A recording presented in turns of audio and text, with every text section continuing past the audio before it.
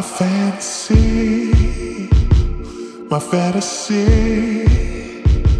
It's funny how I wanna. This is gonna be a combined question for both ICBM and Boy. All right. And after listening to the EP a couple of times over, I realized that as much as your songs are, they situate they situate you and your struggles in the present. There is also this very tangible sense of nostalgia in the music. Yeah. So where does nostalgia figure in your artistic world? Okay, like when I mentioned earlier that the message can sometimes be a bit more pessimistic, like using the whole chill wave type vibe at the same time incites a sense of nostalgia, and most people would attribute nostalgia to something positive. I mean, it can be a very bittersweet feeling because it is a nice moment you had, but at the same time you miss it, and that's probably the more negative feeling towards nostalgia. So I thought that on one hand, having that mood through nostalgia is exactly what I'm trying to achieve, because it is being in a way bittersweet, having the good and the bad, and in a way it's also sometimes some of the message that I try to explain, it may not be as relatable to most because they can be very deeply personal things that maybe not everyone has gone through, but at the very least nostalgia is something that can be very, relatable. We've all existed. I would think that most of us existed in the 90s, and with the whole trip hop vibe as well. That's something that's instrumentally very 90s as well. And I hope that at least subconsciously that can invoke a bit more of being relatable to a listener. And the thing about this nostalgia is it a desire to return to those good times, or is it you missing the fact that the good times are in the past? It's funny. I think there could be a third camp for this. It could be actually just being in denial that you're no longer in that time, Hey.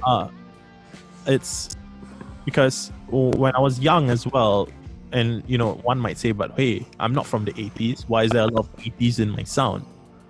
Nostalgia is very different when it comes to different people's perspective. The 80s wasn't an era that I grew up in, but at the same time, a lot of my younger childhood was inspired by 80s music one way or another. My parents played it a lot, playing video games that are probably set in the 80s, stuff like that. They were very instrumental in a very crucial part of my childhood. I could be, sounds weird, but I could be embodying that sense of nostalgia unintentionally, or rather subconsciously. So because of that, I feel like maybe I think I'm stuck, or rather maybe I have become someone who just likes that. Some people, when they write very nostalgic or retro type music, it could be strategic, it could be because it's a trend, but I don't know, for me it just happens to be coincidental that I just love it by nature, stubborn, yeah. Nice. So the video for Boy Can't tell it's not how it's done. is also kind of set in that nostalgic sort of Hougland, I call it, right? Yeah. And what I like about the video is, right, there are parts of it that are very obviously set in Hougang, and there are parts that are very obviously not in Hougang, right?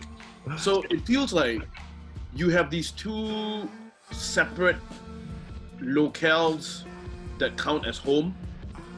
Yeah. Are they diametrically opposite? Are they one and the same, or are they just two different entities?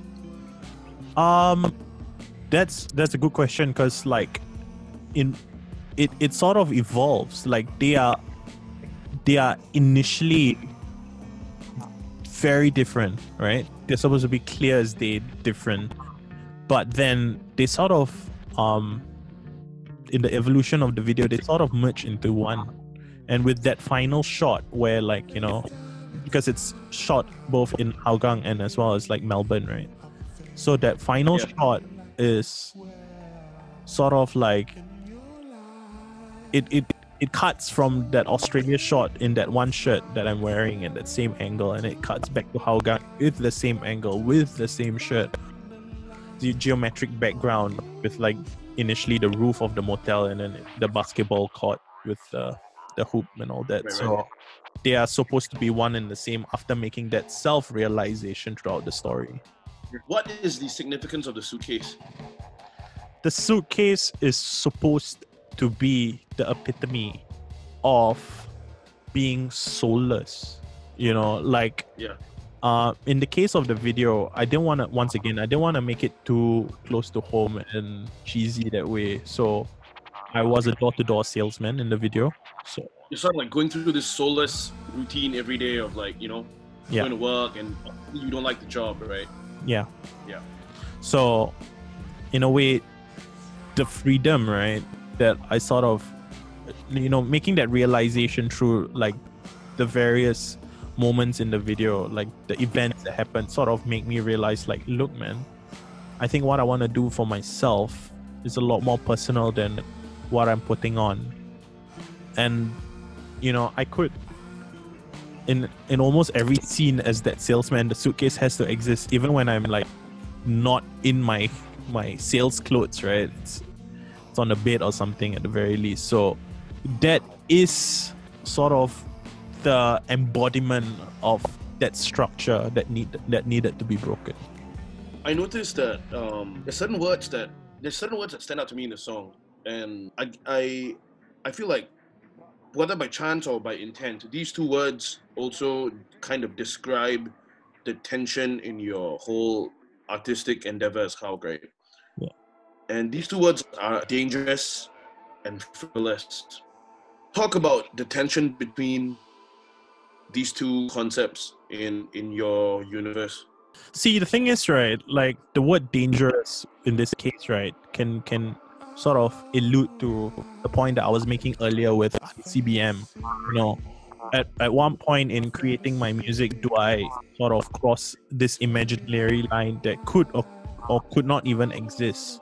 So in a way, it's a dangerous game, because how do I figure it out? Like I sometimes joke to my friends that like sometimes trying to make things work out as a musician could be harder than being a rocket scientist, just because there's no textbook here. And by the nature of that fact, it is dangerous, because you just like, okay, with my time in Australia as well, you just need to do the whole game of trial and error before you decide whether you want to jump into anything for, you know. So even when it came down to the writing of the song, which goes back to, you know, the feelings of who I am as a musician, sometimes you just need to figure out by going into the deep end, which is also what the music video is. So that is the danger that you know, that I speak of when it comes to the frivolousness, right? Because you know, this is all an ambition of mine, and when you try and chase this down so hard, so much so that you're in a foreign motel, right? You start asking yourself, you know, I mean, the motel was obviously like an analogy I tried to use with the music video, because it's not necessarily the case, though at some point I was almost homeless, so it could have become a very big reality. But the point is, the lifestyle I was leading then to try and achieve this felt almost comical. Why am I waking up at like ungodly hours, chasing a side hustle to pay my rent in the boondocks to chase this music thing, when at times I feel like almost like, what am I even doing at the musical front at this point, when I'm like trying to sort this whole, you know, this whole bunch of issues that's not even musical to begin with when I came here for music, you know? So it felt almost like, is this what's going on? My efforts feel almost a bit frivolous, and that's just the nature of what it was. And aside from my feelings, which sort of echoes what I wrote in the song, because you see, it's funny here, like I wrote the songs well before I went to Australia, but in a way the struggle was the same.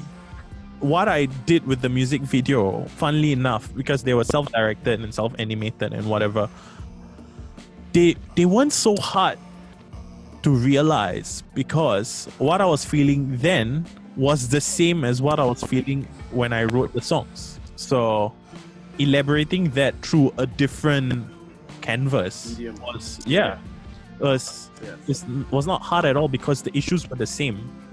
So what I felt with, in terms of kind of, am I struggling? Okay, so like when I wrote the song, I felt a bit more like, oh, am I struggling a bit too much for just a song?